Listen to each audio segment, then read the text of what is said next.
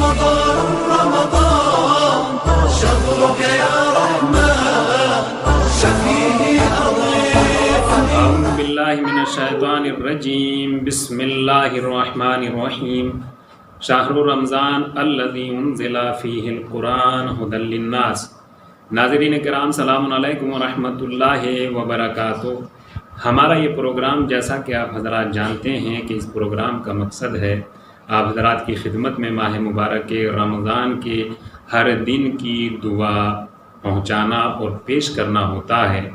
لہذا آج ہم آپ کی خدمت میں ماہ مبارک رمضان کے 10ویں دن کی دعا پڑھنے کی سعادت حاصل کر رہے ہیں. اس سے پہلے کہ میں آپ حضرات کی خدمت میں آج کے دن کی مخصوص دعا آپ حضرات کی خدمت میں تلاوت کی جائے، اس سے پہلے میں آپ حضرات کو جناب خدیجۃ الکبریٰ سلام اللہ علیہا کی وفات کے پرسوز موقع پر تسلیت پیش کرتا ہوں.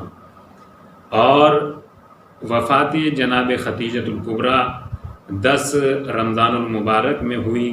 آپ 10 رمضان المبارک کو اس دنیا سے اپنے مالک کی بارگاہ کی طرف کوچ کر گئی، اپنے مالک کی بارگاہ میں حاضر ہو گئی.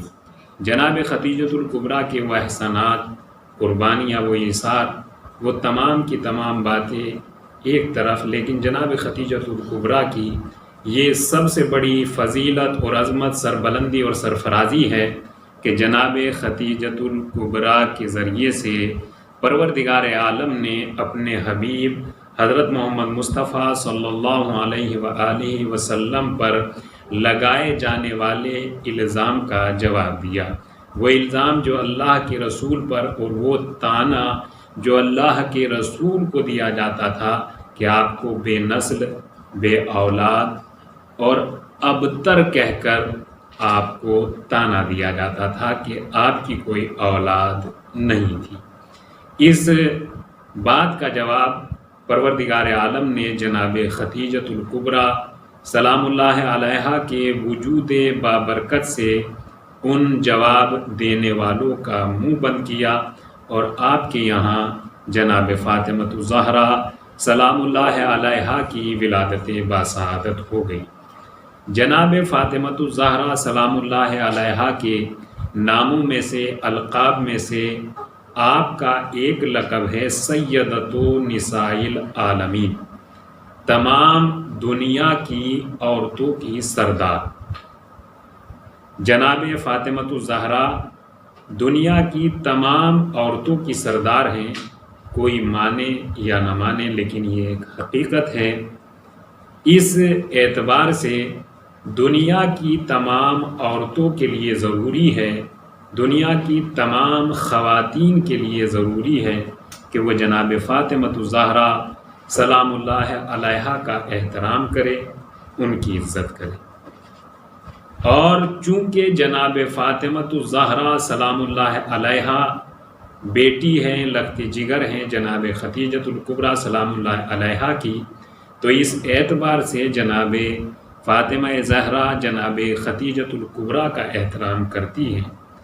بس جناب خدیجۃ الکبریٰ کی عظمت کا اندازہ نہیں لگایا جا سکتا کہ جن کا احترام دنیا کی تمام عورتیں کرتی ہیں انہیں فاطمہ زہرا سلام اللہ علیہا کہتے ہیں، اور جن کا احترام خود فاطمہ زہرا سلام اللہ علیہا کرتی ہیں انہیں جناب خدیجۃ الکبریٰ ام المومنین شریکۃ الحیات جناب حضرت محمد مصطفیٰ صلی اللہ علیہ وآلہ وسلم کہتے ہیں. یہ جناب خدیجۃ الکبریٰ کی بہت بڑی عظمت ہے کہ پوری انسانیت جس کا احترام کرے وہ بیوی بھی جناب خدیجۃ الکبریٰ کا احترام کرتی ہیں.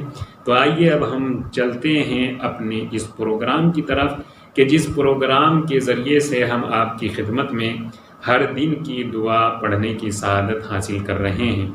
آج ماہ مبارک رمضان کی 10ویں تاریخ اور اس 10ویں تاریخ کی دعا یہ ہے: بسم اللہ الرحمن الرحیم، اللہم اجعلنی فیہ من المتوکلین علیک واجعلنی فیہ من الفائزین لدیک واجعلنی فیہ من المقربین الیک باحسانک یا غایت الطالبین۔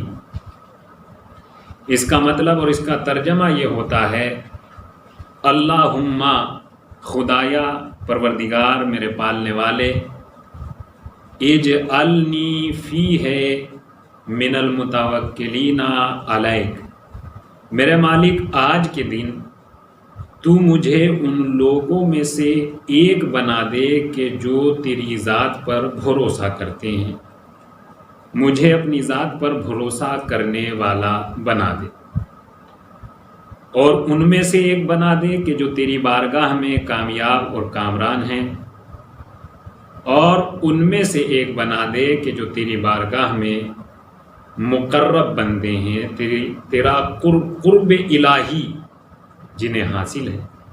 بے احسان کا، میرے مالک تجھے تیرے احسان کا، تجھے تیرے حسن و جمال کا واسطہ، یا غایت الطالبین، اے طلب کرنے والوں کے مقصد، اے وہ کہ جو مانگنے والوں کو عطا کرتا ہے۔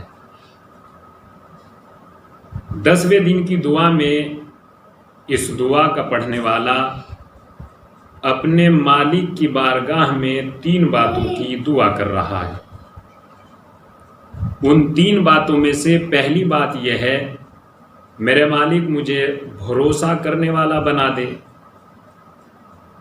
میرے مالک مجھے کامیاب و کامران بنا دے، میرے مالک مجھے تقرب عنایت فرما دے، اور یہ تمام کے تمام کام ممکن ہے تیرے احسان، تو مجھ پر احسان فرما، میں ان کاموں میں سے کوئی ایک بھی کام نہیں کر سکتا، یہ تینوں کام میں تبھی کر سکتا ہوں جب تیرا احسان میرے شامل حال ہو جائے گا۔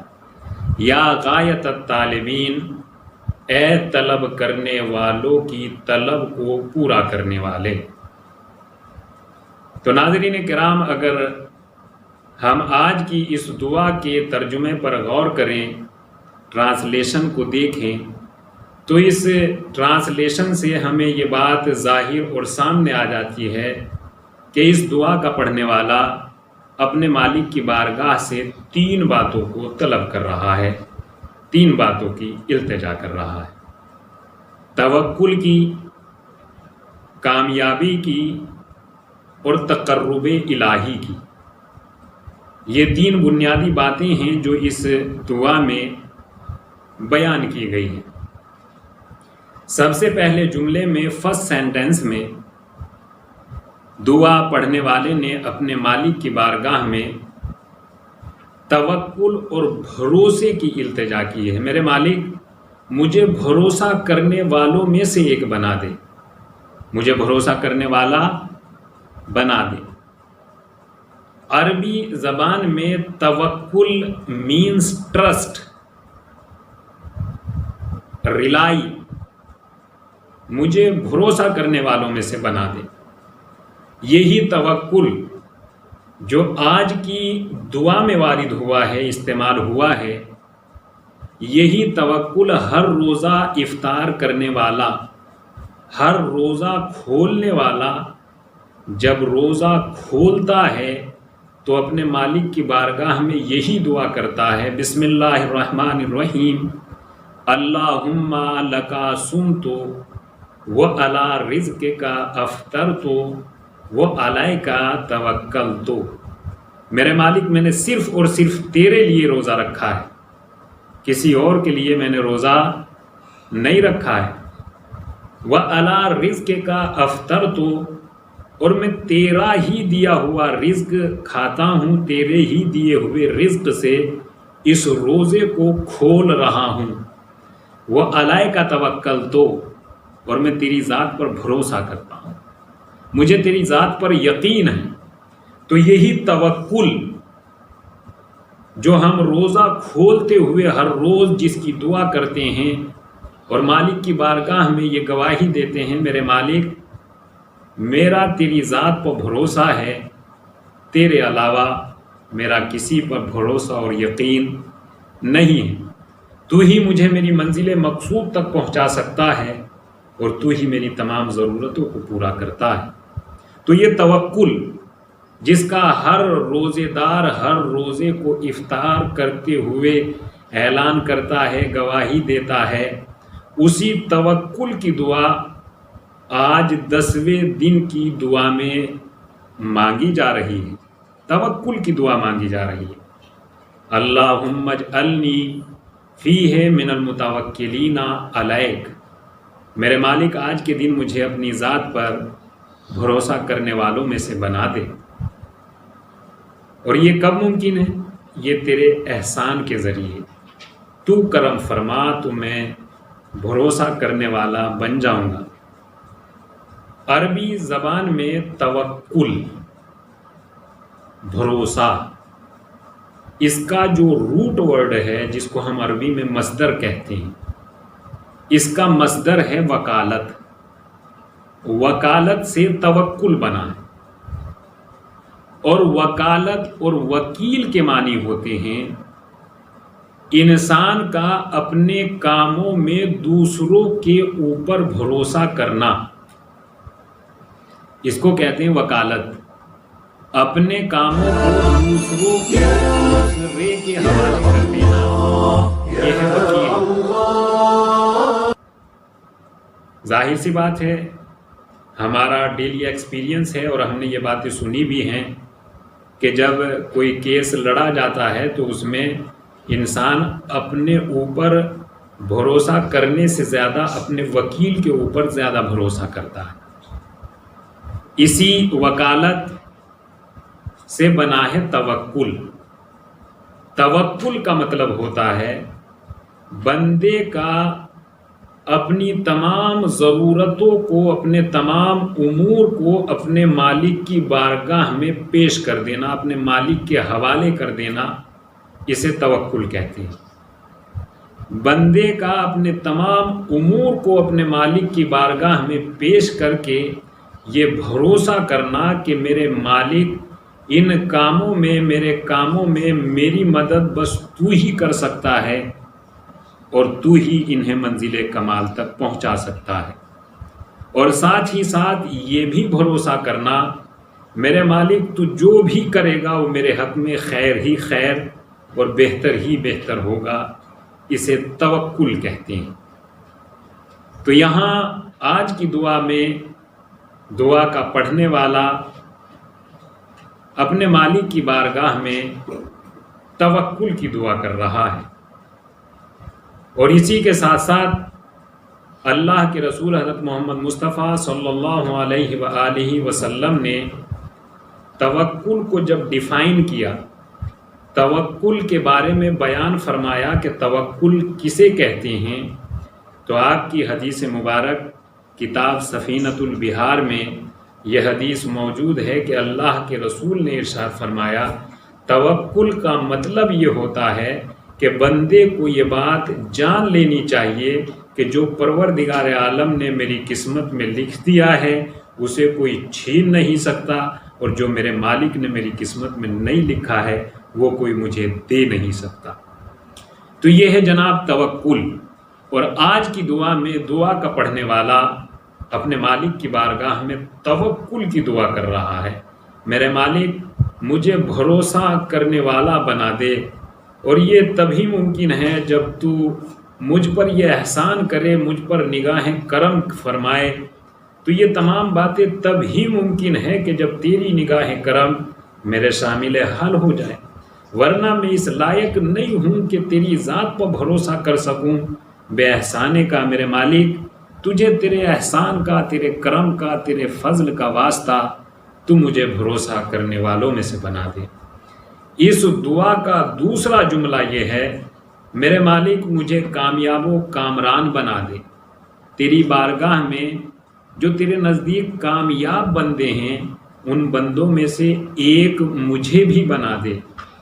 کامیابی اور کامرانی کا جہاں تک تعلق ہے تو کامیابی وہ منزل کمال ہوتی ہے کہ جو ہر کسی کو میسر نہیں ہوتی، اور اس منزل کمال تک پہنچنے کے لیے اللہ کے رسول حضرت محمد مصطفیٰ صلی اللہ علیہ وآلہ وسلم نے راہ تبلیغ میں جو سب سے پہلا اعلان کیا تو آپ نے یہی اعلان کیا، قولوا لا الہ الا اللہ تفلحوا، لا الہ الا اللہ کہو اور کامیاب ہو جاؤ۔ تو کامیابی کی پہلی سیڑھی لا الہ الا اللہ۔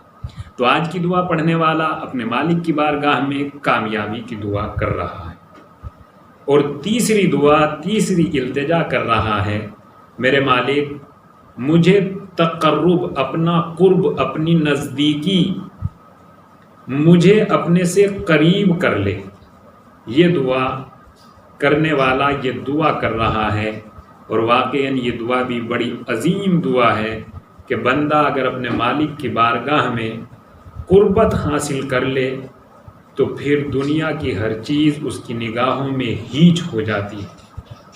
بس اس بات کا اندازہ اس طریقے سے لگایا جا سکتا ہے کہ جیسے کوئی انسان کسی عظیم بادشاہ کے دربار میں نزدیکی اور پہنچ حاصل کر لیتا ہے تو دوسرے لوگ اس کا یہی کہہ کر احترام کرتے ہیں کہ ان کی پہنچ بڑی اونچی ہے، ان کے ہاتھ بہت لمبے ہیں۔ تو ان کا جو احترام ہو رہا ہے، انہیں جو عزت دی جا رہی ہے، وہ اس لیے دی جا رہی ہے کہ ان کی پہنچ اس بارگاہ تک ہے، یہ بادشاہ کے قریب ہیں، یہ بادشاہ کے رائٹ ہینڈ ہیں۔ تو اگر بادشاہ کی قربت اور بادشاہ سے نزدیک ہونے کے لیے دنیا کے انسان اس کا احترام کر سکتے ہیں، تو مالک حقیقی سے نزدیک اور قریب ہونے کے بعد اس دنیا کے تمام احترام انسان کے قدم چومیں گے۔ تو آج کی دعا میں، آج کی دعا کے اس آخری جملے میں یہی التجا مالک کی بارگاہ میں کی جا رہی ہے، میرے مالک مجھے اپنی بارگاہ کی، مجھے اپنی ذات سے قریب فرما لے بے احسانے کا، اور یہ تبھی ممکن ہے جب تو مجھ پر کرم فرمائے۔ میرے بس میں نہیں ہے کہ میں تیری بارگاہ کے قریب ہو سکوں۔ یا غایت الطالبین، اے طلب کرنے والوں کی حاجتوں کو پورا کرنے والے۔